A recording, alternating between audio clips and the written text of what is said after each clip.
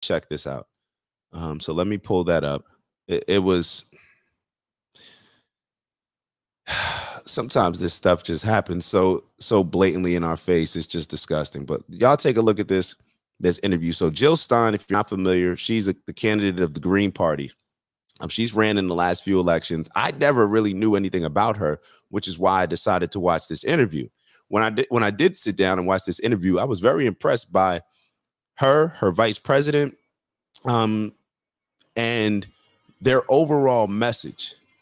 And what I found intriguing is that, and you'll see in the interactions on the show, but Charlemagne, we know he's a Democratic, supporter. He's going to just push Democratic policies, even though he'll try to act as if he's, calling them out in certain areas. He just pushes Democratic policies. And then they bring on this lady, Angela Rye, who's apparently is a political analyst, attorney.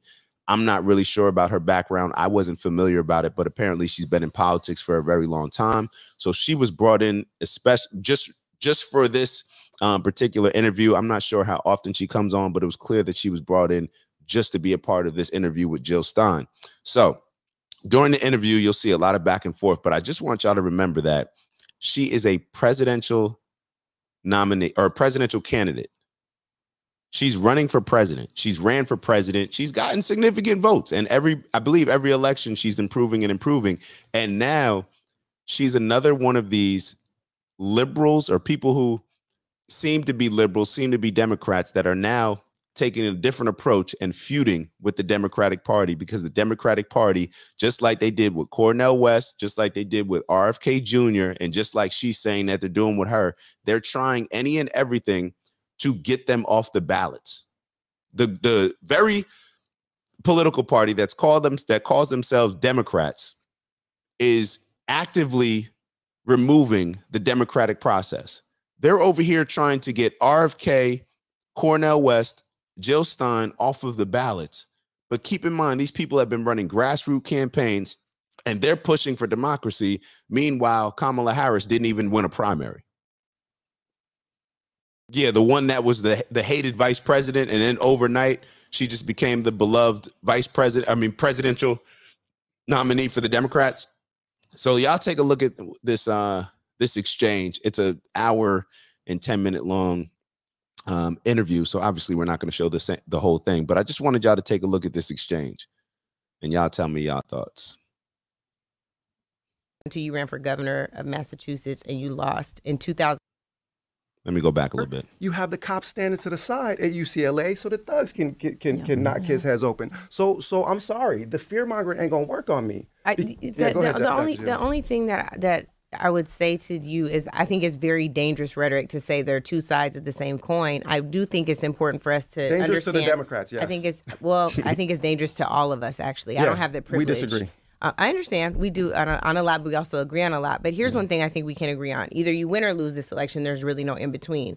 Dr. Stein, in 2002, you ran for governor of Massachusetts and you lost. In 2004, you ran for state representative in Massachusetts and you lost. In 2006, you ran for secretary of the Commonwealth. You also lost. In 2010, you ran for governor again, this time against the first black governor in Massachusetts, Deval. Let me not. Patrick, you lost. In 2012, you ran against this country's first black president, and you got just less than 0.5% of total votes cast. In 2016, you ran against Donald Trump and Hillary Clinton, losing significantly with 1.4 million votes cast for you, but 0 electoral college votes, which I agree with y'all needs to be abolished. But 136 million people voted. And you lost that election as well. So I want to know what the pathway to victory is for you in 2020. What she just did was disgusting, in my opinion. Disgusting, in my opinion. And there have been certain things, apparently, there have been certain things where Jill Stein, hold on. I'm going to look up on ChatGPT.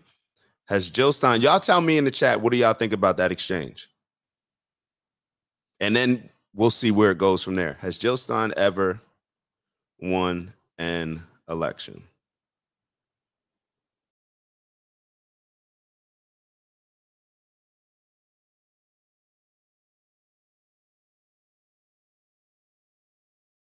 So the races that she ran in, apparently she's run for governor, she's run for the presidential elections, and this is all that ChatGPT is telling me, that she has not won. So she was the candidate for 2012 and 2016 elections. She did not win. She was the candidate in 2020, I believe, did not win. Now she's going for 2024. And Angela Rye is pointing out the areas in which she has not won. The reason why I think it's disgusting, you have a third party that is going up against Democrats and Republicans in a presidential election or a governor election. Not very likely that they'll win. Governor, I think there's been, I believe, plenty of independent or third party people that have won governor, I believe. I can't quote it, but I have to believe that. I may be wrong. Somebody can check that. But the reason why I thought that this behavior was disgusting, and you'll see what continues to happen from here, is because rather than them trying to get her on there, in my opinion, to learn about her policy, to emphasize the importance of a third party, and what you'll end up having are these people like Angela Rye, these people like AOC, the very people who used to criticize the Democratic Party, when they then get a position within the party that is favorable to them in their pockets, they then turn on the things that they used to believe in as far as the importance of a third party. Because when you just have the Democrats and Republicans, there's obviously no checks and balances. We end up in the position that we're in now. So for somebody like her to just come out and want to just downplay and just kind of bash and embarrass Jill Stein, I thought it was disgusting. But I'm also taking into account that I saw the other things that I'm getting ready to see as well. So let's keep going with the video, and you guys tell me your thoughts. 24. It can't just be. I'd like to provide a different frame. Shut your mouth. I want to provide. And I also Can I? By the way, this show, and I'm not sure if you guys are familiar with Teslin, the lady that was on a while ago that interviewed Vivek Ramaswamy. She did a presidential watch party.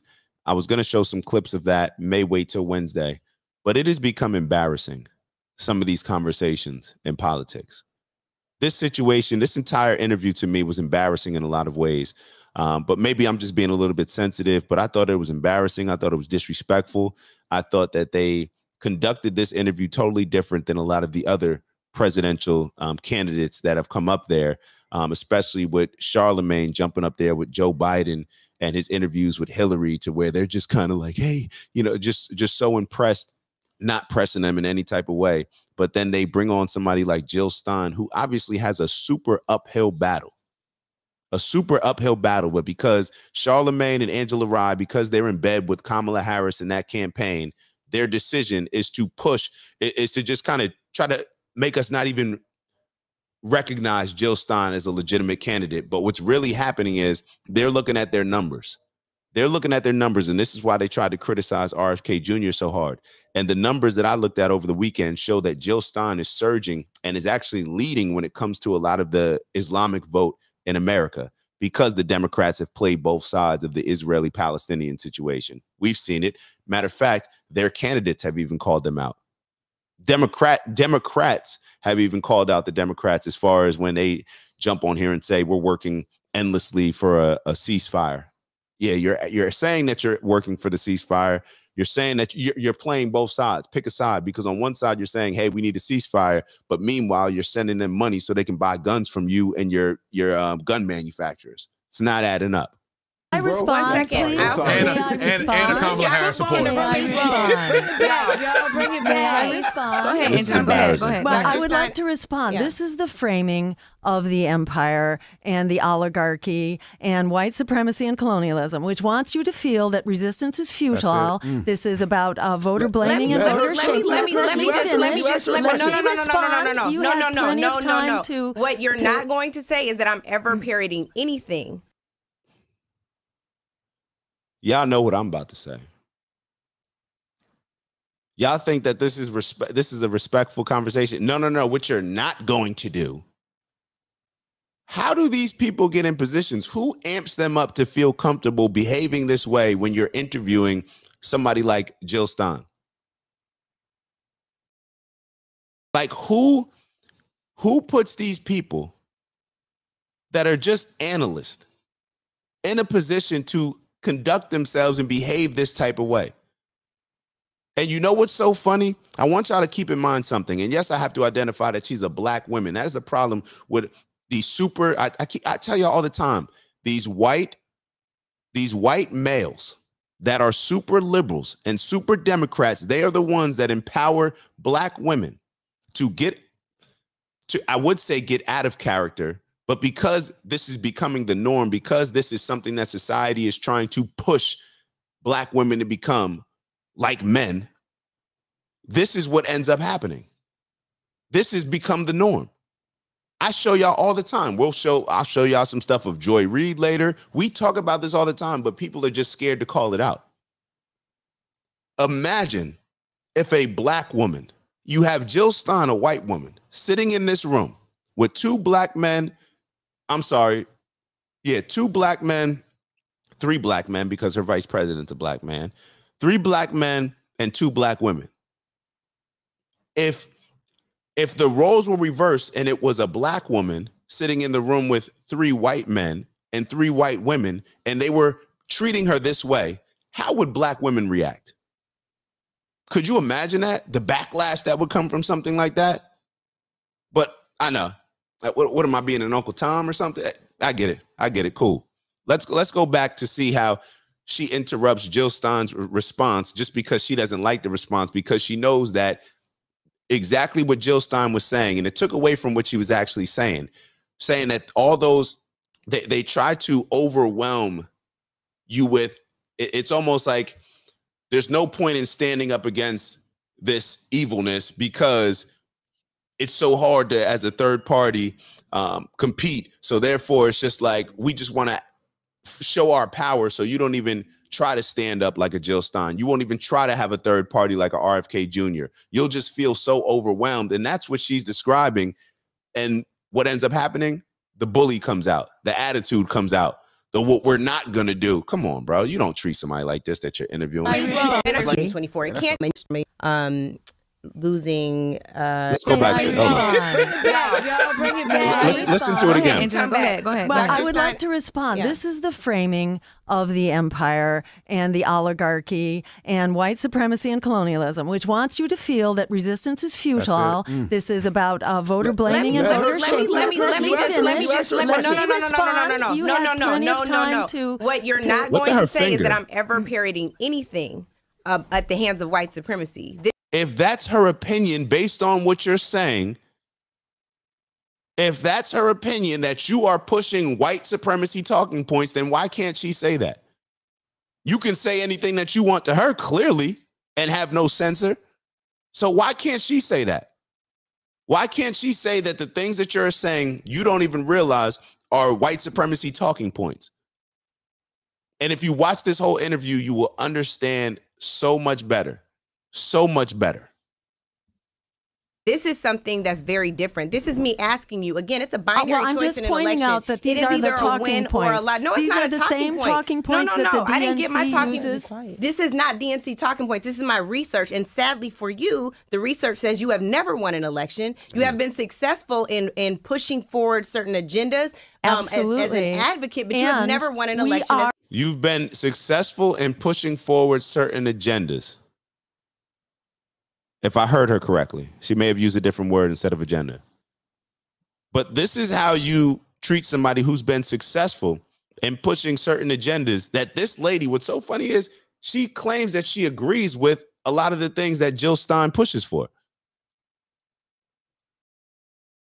She is mad that Jill Stein is calling out the Democrats and calling out them for them moving on their positions. And it's the same thing that we always talk about. What was the big talking point last election? Reparations, right? Talked about it the entire lead up to the actual election. Has anybody heard since about reparations? Oh, only when we're getting ready for this new cycle of new election. They are not serious about us. And when I say us, I mean all of us. they are not serious about us. They just say anything at the time to appeal to whoever it is that they need to appeal to. And when somebody calls them out and says, hey, you know, you were talking about this before, but now that energy seems to change, then they attack those people. They attack those people for calling them out and moving on their positions, because those people are still standing on business in those positions that those people used to fight passionately for. Hopefully I'm explaining it right. Is that a winning strategy? So in order to win, you know, a journey of 1,000 miles begins with one step. And in this case, it's many steps. Let me point out. Damn, please. Shorty. Like, interrupting while she, like, yo, what is going on here? What is going on here? Could you imagine if somebody had this same type of energy towards Kamala? And Kamala's actually the person who flip-flops on everything. And you saw her interview with CNN with the lady Dana, just pretty much gave her multiple choice answers, led her into whatever answer. Kamala's answering however she wants to answer. No pushback, no nothing. She won't even let her get a word out. She's interrupting her answers. This is why, the Democratic Party has black women doing their dirty work, and black women don't even understand it, because they've convinced black women with money and power and anything else that may become intoxicating that, hey, this is good. This is better than you being in your femininity. This is better. So they manipulate black women into becoming their soldiers. And the people that stand behind the black women know that, hey, we got a nice shield of people that will fight. They'll run through a wall for us, protect us by any means. Why? Because we're empowering them, AKA putting money in their pockets and giving them a platform to speak as disrespectful as they want to speak and to just be themselves, right? To just be themselves. Because why? Because black women are the most unprotected class of people in it. Well, look at how you're choosing to frontline battles. If you're not built for the front line, get off the front line, because that's what happens when you're in the front line. You are the least protected. So if you want to, you can't complain about being the least protected, but then jump out here on the front line fighting all these Democrat liberal fights that are actually not even in your best interest to fight. But because they empower you, because they give you a lot of money, because they allow you to act and behave any type of way that you want, you continue to stay there and frontline their fights. So can't complain about one and also be complaining about the other. Let's keep going. Shout out to You Ant. need to compare the Green Party, not with those who are taking money from AIPAC and the War Machine and Wall Street. You've got to compare us, excuse me, you have to compare us to other grassroots, non-corporate. She told me I'm a white supremacist. Okay. Do you see the victimhood? And let me be clear, y'all gotta, this is an hour into this interview, so I can't go back and obviously show everything, but this was her energy. You gotta understand, and I know y'all do understand, Jill Stein, the Democrats are scared to death of the people like Jill Stein, Cornel West, RFK Jr. Why? We'll look at them and say, yo, they're only getting 1%. They're only getting 1%. RFK Jr. is only getting 5%. It's the people that they know that they're waking up. These type of people are waking up the people that the Democrats try to tap into, but because those people that they try to tap into, because their track record of them being in office, like Kamala gets up there and says, when I get into the White House, you're in the White House. Because people are starting to call BS on the things that the Democrats are saying. So therefore, they're starting to look at other parties. So when the Jill Steins come out and are still standing on the very same principles and the agendas that the Democrats used to stand on, or they supposedly stand on, but have no track record of actually fulfilling once they get in office, they become a threat. Because the people that are just saying like, hey, I'm just not going to vote, those are the people that vote for Jill Stein. And she actually spoke about this in detail, where a lot of people say that Jill Stein took away votes from a lot of these politicians, mainly the Democrats. And she identified with some studies saying that, well, actually, it shows that a lot of the people that vote for us are people that just weren't even going to vote. But the Democrats are so scared because they do take away some of the Democratic votes. They're so scared, and she pointed out they take away Republican votes as well, but they're so scared and nervous because these are the people that are speaking on the same policies that the Democrats try to dangle in front of us like a little carrot and confuse us, but once again have no track record of actually doing anything or taking any steps once they get in office and have this power to actually do any of the things that they're trying to dangle the carrot in front of us with.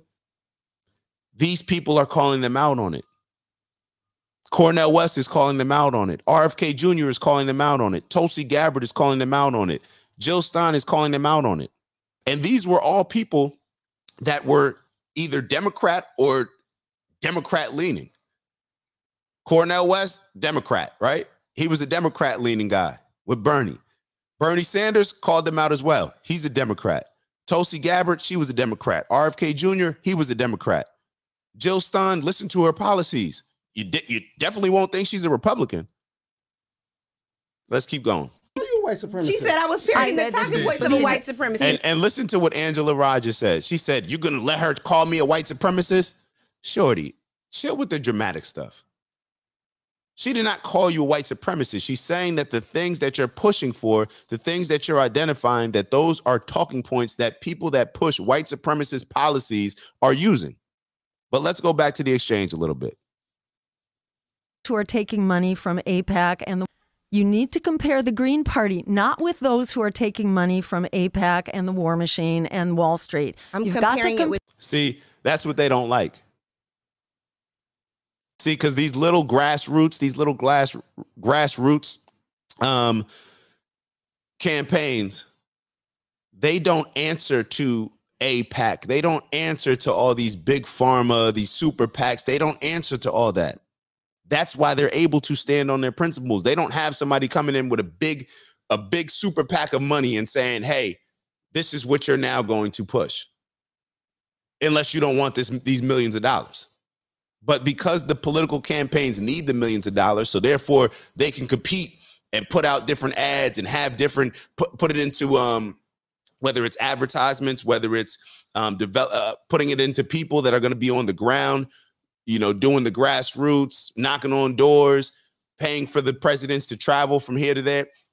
These are the things. These are the things. Like, you need money.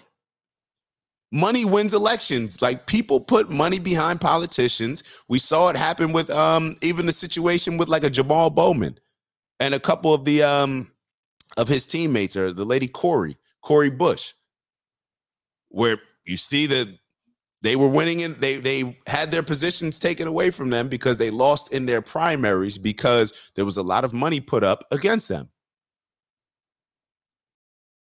It's a money thing. But they hate when people stand on principles because they know that they can't. So therefore, in order for Angela Rye to justify her bashing Jill Stein, she has to come up with all these crazy things in her mind and saying that, oh, well, yeah, I like her policies, but she's not a winner. Well, yeah, because we've been brainwashed to believe that we have to vote Democrat or Republican. That's why she's not a winner. But are you saying that she shouldn't even run? Are you saying that we don't need third parties? Are the very same people who used to complain about the two-party system and the Democrats now, because you're profiting from it in a personal way, now we should all just kind of take a step back, give some grace, give benefit of doubt?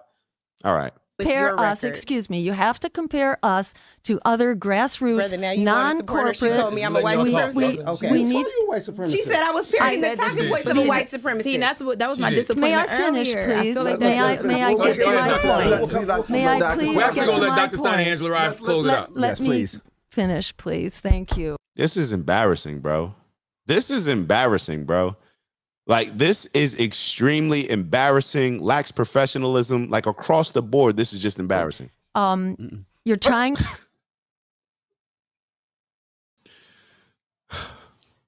Yeah, watch this. Hold on. Watch the computer in the bottom right part of the screen. Watch her slam her computer down and then look at how she sits like a little kid having a little temper tantrum. Look at this. Close it out. Let me finish, please. Thank you. Slams computer down.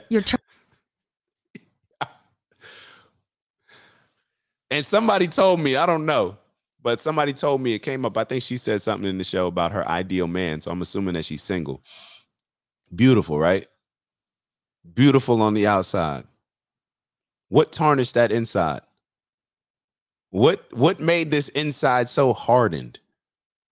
Look at her face. She looks like she wants to fight Jill Stein. Like, what is going on here? For somebody that actually agrees with her policies, now you're mad because you just support Democrats so hard and you were sent there to do a job to where you look crazy. All you got to do is go to this interview and look at the comments. A lot of these things that Democrats are putting out, they're not even realizing, like Mark Cuban, when he put out the Twitter, what he put out a Twitter poll saying like, hey, which presidential candidate's morals do you align with, or would you want your kids to follow? And he's supporting Kamala, and he thought that his followers would vote for Kamala, but Trump won significantly. Like, people don't even realize they're doing themselves a disservice. Y'all are doing too much. Too much. Look at your face. Why so mad? I feel genuinely bad for Jill Stein. Trying to compare us to the Democratic Party and the Republican Party with their billions of dollars, or to the Working Families Party, which is not under attack. As a people-powered party, not taking money from Wall Street or the war machine or AIPAC, we are on very different turf. But if you Another thing that I wanted to point out, I'm sorry that I didn't point it out earlier. Y'all remember when she was going through the list of saying that you lost here in this election, you lost here in this election? Did any of y'all peep what she was saying? She said you ran against this governor who he was the first black governor of this state, or said something like that. And he said you ran against Barack, who was the first black president. Yo, chill with the identity politics. This is what empowering black women, y'all white male liberals, y'all super liberals, y'all know who y'all are. This is what y'all empowering black women has caused. Because y'all are doing too much. Y'all are doing it at the expense to the point where they have zero accountability. And when you have a black woman come up here and say, criticize a white woman for running against, so now white women can't run against black people. Because she's a white woman running with the Green Party, running as an independent, because she's pushing policies that actually want to do things for this community that's suffering, the black community. She has certain agenda items for the black community, certain things for this community. But that totally, Angela Rye wants us to totally disregard all those things that she's saying she wants to do for the black community because, well, you ran against a black president. You ran against a black governor. Like, can y'all imagine the audacity, like the arrogance that has developed in so many of these people is insane. I don't know if y'all remember that. I'm not going to go back and watch it again because I've already, we've only watched like a minute and a half and it's taken this long. But it's like she got mad at her for running against black people. You lost in this election that you ran against a black governor who just was in office for the first time. You lost this election that you ran against a black president, for like, damn, now I'm a racist for running against a black person. And think about it. This is how people see politics. This is how people see politics. This is how dumbed down this stuff has gotten. This is how dumbed down it's gotten. It's become all emotionally based, nothing logical. We can't say any difference in any of the videos that we just watched. There's a reason why, Queez, you said you were confused trying to figure out what happened before. There's a reason why, Aunt, you said the same thing.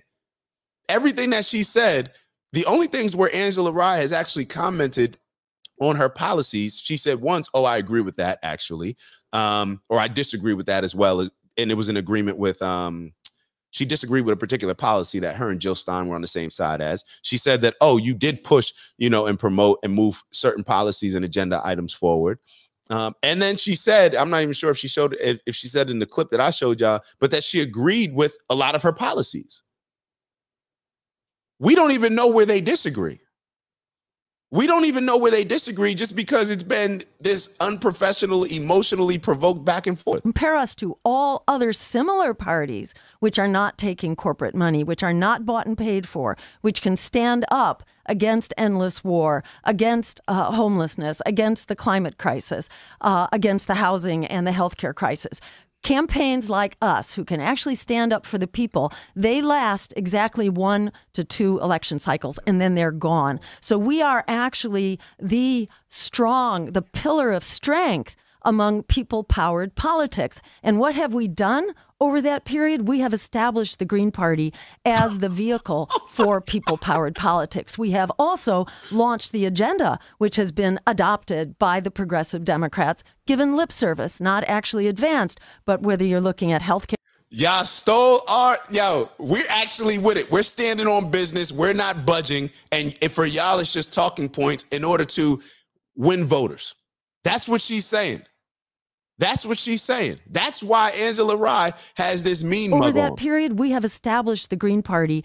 That's why she's looking like that, because she has nothing to say that attacks the policies. All she's trying to do is slander her and show that, oh, she's not a winner. As the vehicle for people-powered politics. We have also launched the agenda, which has been adopted by the progressive Democrats, given lip service, not actually advanced, but whether you're looking at healthcare as a human right, launched by Ralph Nader as a national issue, reparations, launched by our campaign as a national issue in 2012. If you look at free public higher education, bailing out students and ending student debt.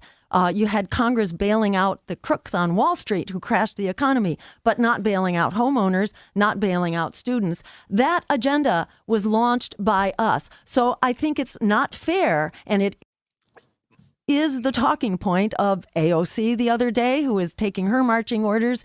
Let me pause it right there, because y'all see what's about to happen. Let me be very clear.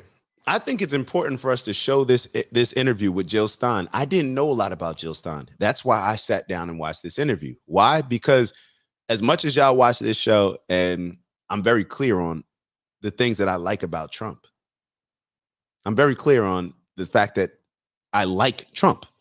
But once again, because he's so divisive, and I'm realizing that a lot of the reasons why he is divisive is just because our ears are so soft. Because we've been so emasculated, especially on the men's side, like the men that get offended by how Trump speaks. It's very strange to me. But that's a totally different conversation. I'm showing Jill Stein because I'm now considering Jill Stein. Now, she's extremely liberal, so I doubt that I end up going with her. But going into this interview, I decided to, open up, see exactly what she was going to express, see what she stood for, and I like it. I like a lot of the things that she's talking about. Some of the things I disagree with, as she just mentioned with the student loans, bailing them out. Disagree with it. But I'm willing to entertain her, willing to listen to her, because I want to do my due diligence and understand that my vote, for it to matter to me, I have to do the research ahead of time to make sure that the reason why I'm voting for this person, the outcomes that I'm expecting, and just doing my due diligence. That's what will matter for me. It's different for everybody. Some people just going to go in there. Some people won't go in there. To each their own. I'm just talking about for me. So let's watch maybe like 1 or 2 minutes of this, if that, and then we'll move on. From the DNC, this is exactly what they say, that we are only running for president. Of color as parroting talking points instead of us looking at basic math. The one thing that AOC. It is amazing of you to talk about women of color, of parroting talking points. Just completely interrupted what she was saying and gets back to this whole women of color. Once again, you're not allowed to criticize any women of color. You're not allowed to criticize, especially black women. You're not allowed to. So all y'all Democrats, thank you, because you created this issue. Matter of fact, I can't even say that you created this issue. Let me point a finger in the mirror. Black men, we've created this issue. Black men, we've created this issue. Because we've been so emasculated. We've been so non-leaders. We've been so soft in our approach in life, in relationships, in politics, across the board. We've been so incapable of showing up as leaders that this is what we create. This is what we open the door for the white male liberals and Democrats to take advantage of, because of our lack of showing up. So I can't blame the white male liberals without pointing a finger at us black men first. It just is what it is. This is disgusting behavior. AOC has done that you haven't is win some elections. And so when I'm asking at basic math, the one thing that AOC has done that you haven't is win some elections. And so when I'm asking you if you've won any elections, that is one point. If you want to tell me that you want to push a more progressive agenda, if you want to talk about pushing a progressive agenda, you can do that, not by running necessarily for president. Your track record as a state rep candidate, as a secretary of the Commonwealth candidate, as a gubernatorial candidate, as a presidential candidate are woefully lacking.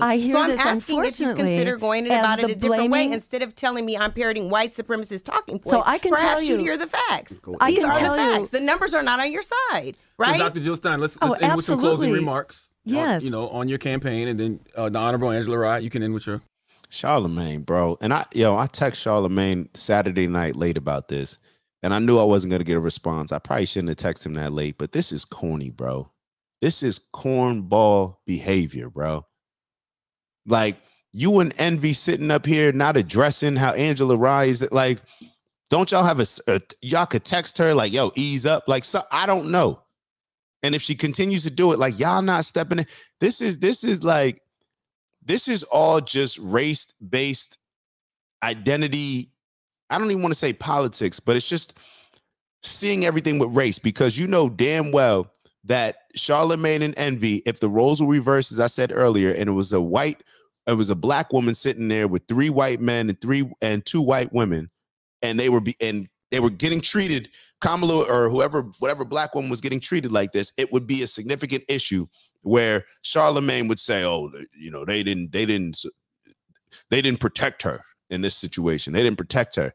But this, if you get caught up in the whole black-white stuff, bro, I just wish that we opened our eyes and got past this, because we don't realize that we are so emotionally attached to this that it just makes us super ignorant. It makes us super ignorant. Let's leave that there. Let's leave that there. I welcome y'all to go check out the full interview if y'all like. It is a little bit of tough to watch, but I don't know. And why is she so frustrated? What did I miss prior to this exchange? You missed the same things that you've been seeing, the same things that I highlighted. And that's what I'm trying to figure out. Her approach seems very personal. That's all it was. So let's move on to this next topic. Trump. We got to talk about Trump, right? We have to talk about Trump. So I want to show y'all this video.